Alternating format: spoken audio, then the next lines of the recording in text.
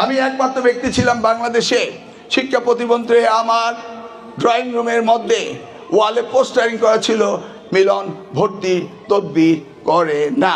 কেন করি না জানেন?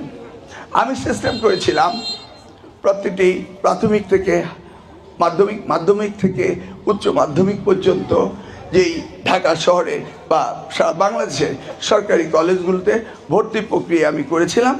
এবং সেই জায়গায় ধরুন আপনার মেয়েটি যেই অ্যাপার্টমেন্টে থাকে, পাশের অ্যাপার্টমেন্টে আরেকজনের একটি মেয়ে থাকে না, এরা দুইজনই খেলার সাথী।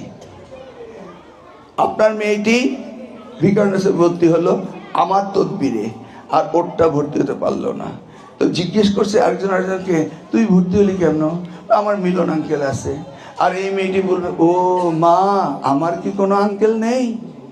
এই যে শিশু মনে স্বজন প্রীতি যে প্রভাব করবে, আমার কাছে সেটা অত্যন্ত দুঃখজনক যে এই শিশু থেকেই আমি এই ভর্তির প্রতিযোগিতায় বলবো ওর আঙ্কেল আছে আর ওর আঙ্কেল নেই।